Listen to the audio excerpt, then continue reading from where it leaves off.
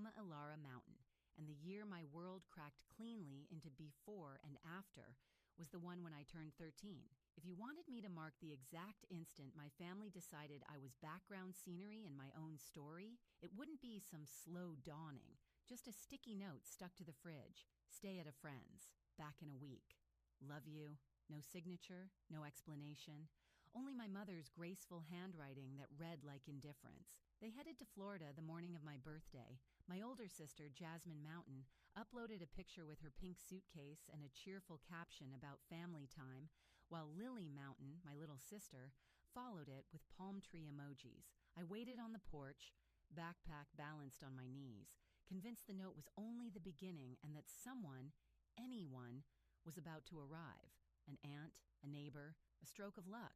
No one did. The streetlights flickered on, and a dog barked at me like I didn't belong on my own front steps. I warmed a burrito I didn't even like and ate it at the counter, pretending the microwave's buzz counted as conversation. By the second day, I kept insisting it was all a mistake. By the fourth, another thought started whispering. One I wanted to push away. Maybe it wasn't an accident. Being the middle child had always meant serving as the quiet bridge between the star act and the finale. Jasmine collected awards and varsity letters. Lily had dance recitals, braces, and parties with color-matched cupcakes. I had responsible, which adults really use to mean unseen. But being forgotten on purpose introduced a whole new kind of silence. 6 days in, I left the library with a tower of borrowed books stacked like armor. The heat shimmered so hard it blurred even my shadow.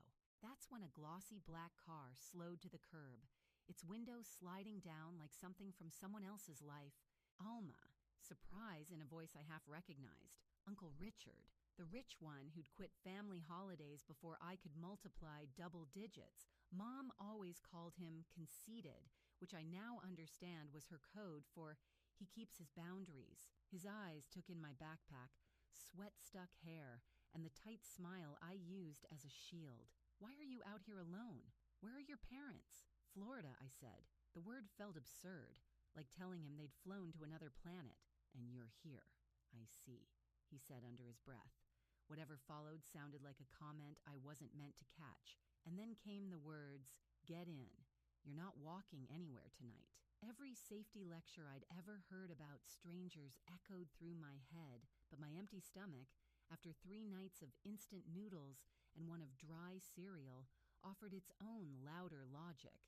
Hunger counts as danger, too. The car carried the scent of leather and something sharp and new, not citrus or perfume, just the smell of money that hasn't gone stale. He drove to a diner with cracked red booths and pies trapped beneath glass domes. When the burger and milkshake arrived, I stared as though they might vanish if I blinked too long.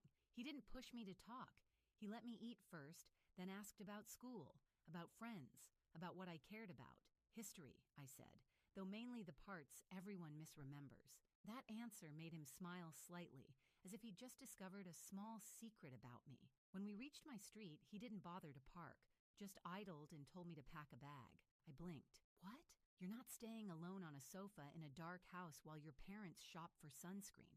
Pack, Alma. Some moments open up the world like it has hidden hinges. The door turned, and his home felt like another planet entirely. The guest bed looked too soft to touch. I perched carefully on its edge, afraid even to wrinkle the blanket.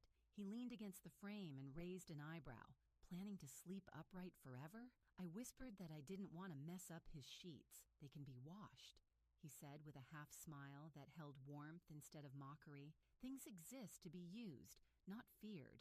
Morning came with orange juice poured into a real glass. At home, our cups were sun-faded souvenirs that still smelled faintly of plastic. I held his glass as if it might break from being looked at wrong. It's just juice, not a legal agreement, he teased. Drink. When the teacher asked who would attend my meeting that week, he didn't pause before answering.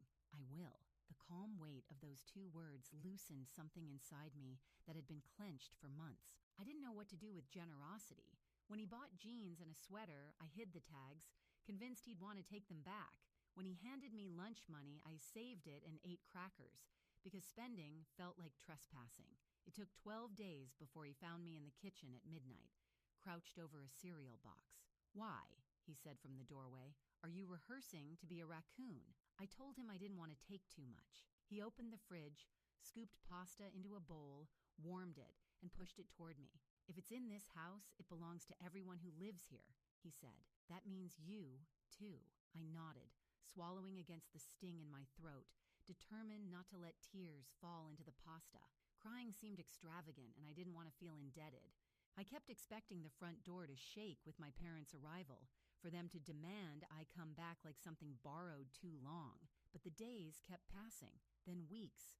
No knock, no call. Jasmine filled her feed with beach pictures captioned about eternal sisterhood, and Lily posed with shells pressed to her cheek. My name never showed up beneath any of it.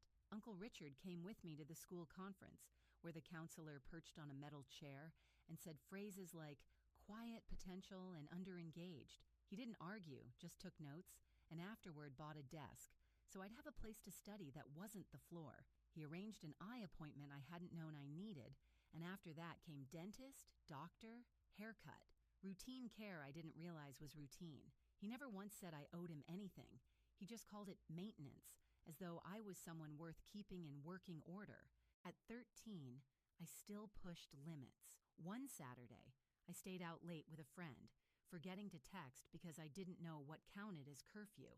When I tiptoed in around midnight, waiting for the explosion, he handed me a sandwich. "Glad you're alive," he said. "Next time, send a text. Otherwise, I'll assume you're in a ditch and go buy a shovel." The even tone was more disarming than anger. It sounded like care, but with structure. Not everything was rules and schedules. Sometimes he'd bring me to his office, tell me to observe how people spoke to one another.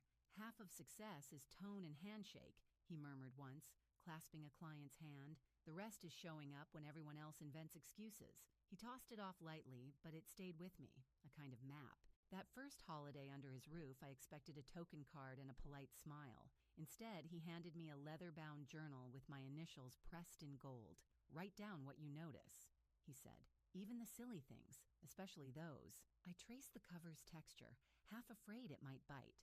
"Thank you," I managed, though the words came out awkward. I wasn't used to owning something permanent. Later that night, my phone buzzed with a photo. My parents, Jasmine, and Lily in identical pajamas beside a flawless tree. The caption read, "Mountain Traditions. No tag, no message, not even a 'we miss you.'" I stared until the picture blurred into color and light. I glanced down at the journal resting on my lap and flipped open to the first blank sheet. I wrote, "Things here are meant to be used, not feared. Then, if something is inside this house, it belongs to everyone who lives within it." Finally, I added, "I am in this house." The words looked too assertive, like I'd borrowed someone else's courage. Still, when I shut the cover and traced my initials again, something faint stirred inside me, unfamiliar but warm. It wasn't safety, not yet, but maybe the draft of it, drawn in pencil outlines. I didn't know then that the diner booth and this little book would become the hinges that turned everything. Years later, in a place that smelled of leather and law, those pages would be my backbone when others scrambled for footing. For now, I was just 13, curled into sheets that whispered clean instead of weary, starting to learn one impossible truth. I wasn't disposable. I hadn't been forgotten, only misplaced. And someone finally had found my tab and slid me where I belonged. By the time I hit 14, Uncle Richard had reached two conclusions about me. First, my posture was atrocious. Second, under that slouch, I carried promise. He'd tap my shoulder whenever I folded inward. "Stand tall, Alma. You're not punctuation. People believe you more when you look like you already believe yourself." At first, it sounded like a line from a poster, but eventually I started catching myself mid-hunch, straightening up, pretending confidence until it began to feel real. Teachers noticed. I began speaking up, raising my hand, even joining debate club after he bribed me with pizza. At my first competition, my voice wobbled like bad speakers, but I still won, arguing that cats made better pets. When the judge announced it, I spotted Uncle Richard in the back, grinning the quiet kind of grin that said, "See? Told you." At home, he wasn't just a caretaker. He was a collection of lessons disguised as daily life. He never preached about drive or gratitude. He lived them. When I asked for a new phone, he said, "Sounds great. How much have you saved?" I blinked. None? Then you'll appreciate it twice as much once you've earned it. So I got my first job bagging groceries. My first paycheck read 73,116, and I waved it like a trophy. He didn't take it, he drove me to the bank instead. Two-part rule, he said. Save half, spend half. That way you can enjoy today without robbing tomorrow. I rolled my eyes back then, but later I'd realized that one sentence was the spine of everything I built. Holidays used to be something I dreaded. Holiday dinners used to feel like theater productions I'd never auditioned for. At Uncle Richard's, Christmas carried a quieter rhythm, but it was full in a truer way. His gifts weren't extravagant, just chosen with care. A gently used copy of To Kill a Mockingbird, a fountain pen that felt substantial in my hand, a scarf he claimed matched my debate face. Meanwhile, my phone buzzed with photos from the mountains. My parents, Jasmine and Lily, posing beside palm trees and tables that looked staged for glossy spreads. No one ever wrote, "Wish you were here." The hurt still stung, but it no longer emptied me out the way it used to. It reminded me instead that I was learning what family could look like when it wasn't all for show. One Christmas, he passed me a small box. Inside was a silver keychain engraved Mountain and Carlton. "A work in progress," he said. I looked up, confused. "A work in progress?" He smiled. "Because that's what both of us are. You're learning to build. I'm learning not to do it alone." Words failed, so I just hugged him. It was clumsy, like two people trying to remember an old language, but he didn't let go first. That night in my journal, I wrote, "You don't need shared blood to share a home." By 16, he began taking me to his office during summers. I was terrified. Surrounded by pressed suits, shining desks, and people who carried themselves like gravity worked differently for them. During introductions, he leaned close and whispered, "Relax." They put their pants on one leg at a time. Some even fall over doing it. I laughed, and the fear dissolved. That became our running joke whenever I felt small. "One leg at a time, kid." He taught me things no classroom ever touched. How to listen before answering. How to see what people meant instead of what they said. How to grip a hand like you meant it. Half the world bluffs, he told me once. The other half apologizes for existing. Learn to do neither. That was the first time I believed maybe I could build something more than just survival. At 17, the contrast between where I'd come from and where I was now felt sharp enough to draw blood. Jasmine filled her feed with college acceptance posts, tagging everyone but me. Lily posed beside her new car, captioned, "Thanks, Mom and Dad." Her grin as glossy as the paint. I stared at that photo while Uncle Richard brewed tea and murmured, "They don't even check in. Not a single text. Not even a happy birthday." He didn't glance up from his mug. "How long do you plan to wait for them to remember you?" The question cracked through the quiet like thunder in a closed room. I didn't answer, and he didn't expect me to. That night, I stopped waiting for the mountains to turn around. Instead, I began the long work of remembering myself. During senior year, Uncle Richard handed me a small box before prom. Inside lay a slender silver bracelet with a tiny engraved A. "Don't chase approval, Alma," he said. "Chase peace. Approval is borrowed. Peace is something you keep." I didn't know it yet, but that line was a signpost for everything that would follow. The heartbreak, the betrayal, the showdown that would measure all his lessons. But in that moment, I just smiled, clasped the bracelet, and told him he sounded like a fortune cookie. He laughed. "Then make sure you open it before it's stale." That night, beneath strings of lights and a DJ who loved volume more than rhythm, I laughed without checking if anyone noticed. No invisible leash pulling me back. No note taped to a fridge saying "back in a week." Just me, Alma Mountain, unfinished but real, finally learning what it felt like to be seen. College had never been part of the script my parents wrote for me. Jasmine was the prodigy with scholarships, Lily the golden child with trophies and tiaras, and me, the one expected to be realistic. Family shorthand for "don't hope too high." If not for Uncle Richard, I might have stayed inside that limitation. He didn't simply hand over tuition, he made me fight for every piece. We sat for hours at the kitchen table surrounded by spreadsheets, loan guides, and financial aid forms until the numbers swam. "Scholarships first," he insisted. "Grants second. My help fills the gaps, not the base." So I hunted. There was a scholarship for left-handed students. I spent 2 weeks teaching myself to write lefty. Another for descendants of beekeepers. I composed an essay on the sacred balance between bees and humans, even though my only encounter involved sprinting away from one in third grade.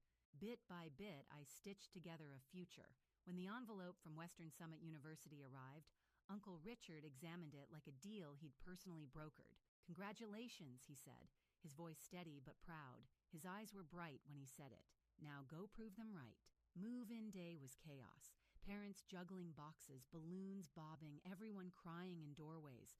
Mine didn't come. Not a message, not even a good luck. Uncle Richard carried everything up 3 flights in the August heat, his shirt sticking to his back, but he refused to let me take the heavy ones. "This counts as my annual workout," he joked. "Don't tell my trainer I actually broke a sweat."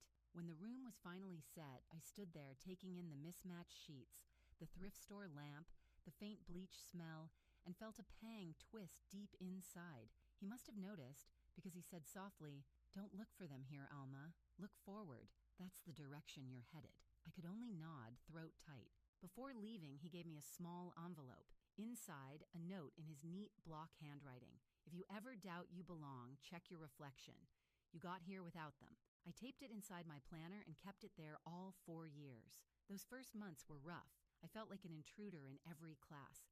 The girl in secondhand shoes, carrying detergent-scented bags instead of luxury ones. But Uncle Richard called every Sunday without fail, sometimes just to tease. "So, Miss Dean's list, still living on ramen and determination?" "Barely," I'd say. "Good," he'd reply. "Struggle keeps you sharp." That rhythm steadied me. His voice was a kind of gravity. In my sophomore year, I met Ethan Cole, the kind of person who could make a room exhale.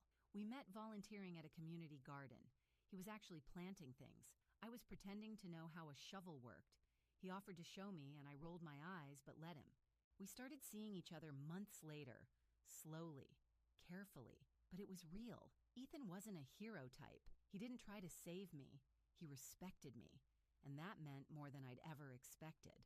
During finals one night, he asked, "Why do you double-check everything, even the tiniest stuff?" I hesitated, then said, "Because for a long time, I was the mistake nobody fixed." He didn't offer cliches. He just took my hand and said, "Then let's make sure no one overlooks you again." That was the moment I realized he truly saw me, not as the forgotten middle child, but as someone who'd carved out her own light. By junior year, an old ghost surfaced. Sabrina, Ethan's ex, the kind of girl who could turn remorse into theater. She started turning up at campus gatherings again, all smiles and polished charm, complimenting my clothes while her eyes swept the room for an audience. At first, I told myself I was imagining things, but one night she let it slip that Ethan had met her for coffee to help with a business plan. Later, when I asked, he told me the truth. She reached out, said she needed advice, he said. I didn't think it was a big deal.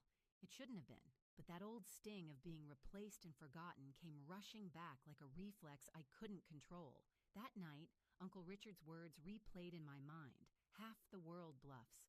The other half apologizes for existing. Do neither. So I didn't accuse him, and I didn't plead. I simply said, "Next time, let her find someone else's generosity." Ethan nodded. No protest, no defensiveness. That quiet acceptance told me more than any speech could. By senior year, everything seemed to align like a long-delayed sunrise. I earned my degree in civil engineering, the same field Uncle Richard once described as the art of creating what endures. He sat in the front row at graduation, clapping so loud the dean actually paused to look up. Afterward, he handed me a modest silver pen. "Use this to sign the contracts you'll be proud of," he said. I smiled. "Not my autograph?" He chuckled. "One day. Build first, brag later." While others celebrated that night, I stayed in my dorm rereading the journal he'd given me when I was 13. The pages were filled now. Lessons, tiny victories, scrawled gratitude. One line stood out like a heartbeat. "If it's in this house, it belongs to the people in this house." That house wasn't a structure anymore. It was my life. And for the first time, I truly felt I lived inside it. After graduation, I joined a small engineering firm. It wasn't glamorous, but it was solid, and it was mine. Ethan found work in the same city, and for the first time, the path ahead felt like my own. Every Friday, Uncle Richard and I met for dinner. He'd lift his glass of whiskey and tease, "Look at you, Miss Mountain, scaling the ladder without tripping."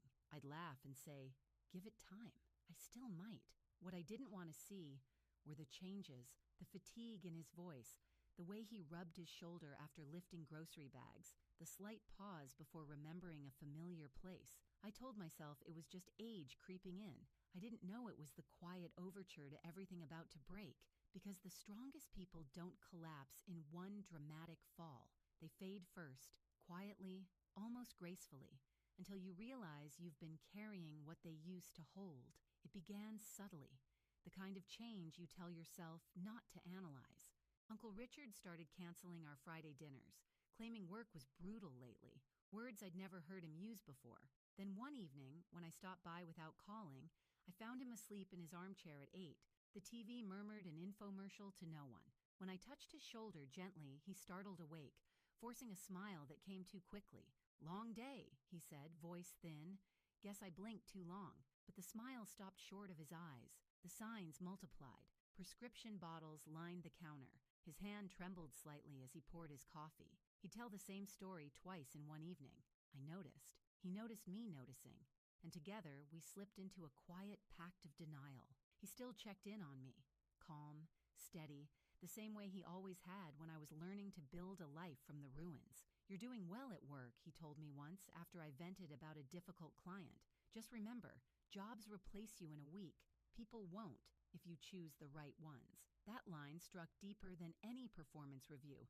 I didn't realize it was his way of preparing me for a world where he might not be there to say it. Months went by. My career gained traction.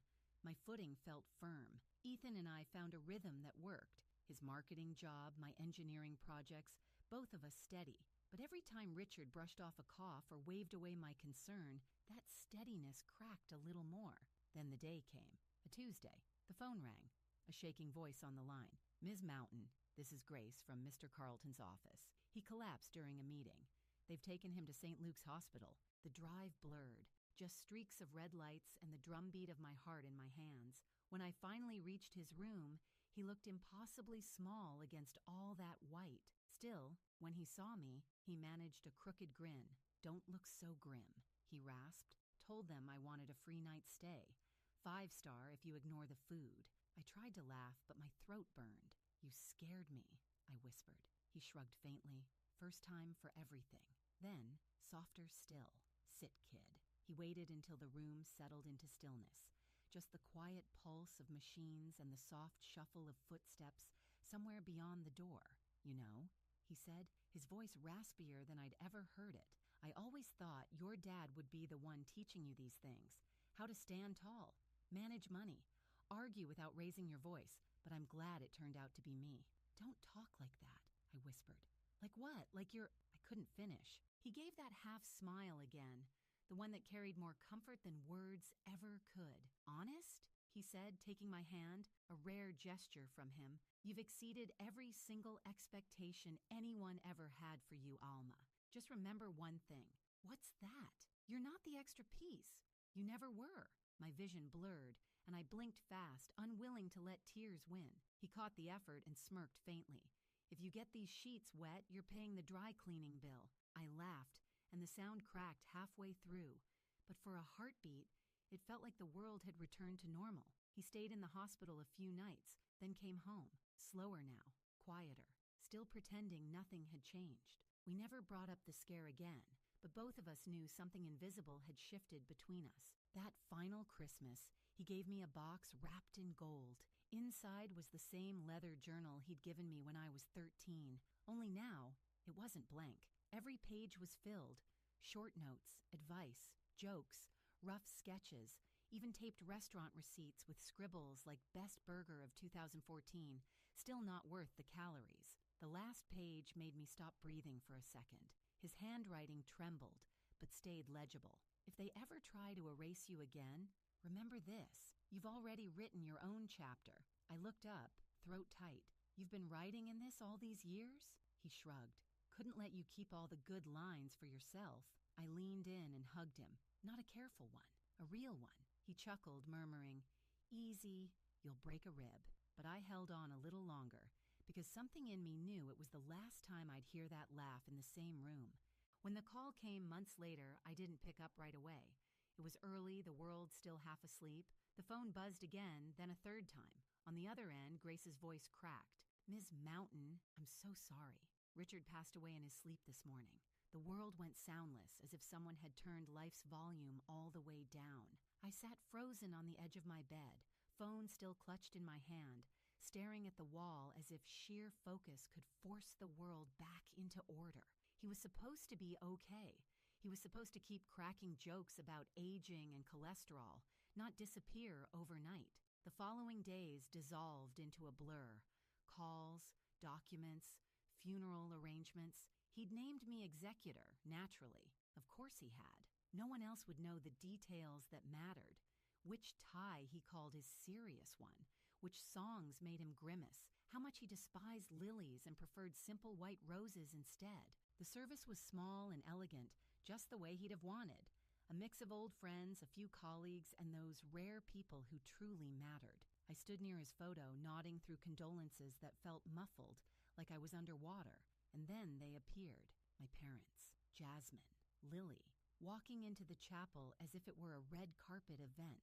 My mother hid behind oversized black sunglasses, large enough to conceal both her eyes and her conscience. My father shook hands with strangers, offering solemn words about what a loss to the family it was, despite not having spoken to Richard in over 15 years. When they finally noticed me, their faces went through a storm of emotions, shock, guilt, and calculation all tangled together. "Alma!" my mother gasped, clutching my hand. "We had no idea you and Richard were so close." I pulled away gently. "You never asked." My father cleared his throat, slipping into his practiced tone, the one he used for church speeches and business deals. "Your uncle was an extraordinary man, generous, successful, always a part of the family." That last word almost made me laugh out loud. Family. Jasmine's voice chimed in. Sugar over steel. "So, do you know when the will reading is?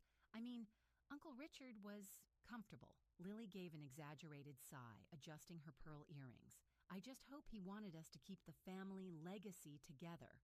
The house, the cars, all that. For a second, I wondered if I was dreaming or trapped in some cruel play. He hadn't even been buried yet, and they were already circling the inheritance like scavengers scenting fresh spoil. I didn't bother responding. I simply turned and walked away. Within a week, the flood began. Texts, voicemails, social media requests, my mother's voice oozing false warmth. "Honey, we really should reconnect. Family is all we have." Then a message from Jasmine slid into my DMS. "We should talk about estate matters soon," Jasmine wrote, while Lily sent an emoji that tried to make grief look fashionable. Not long after, Uncle Richard's attorney, Mr. Halpern, called.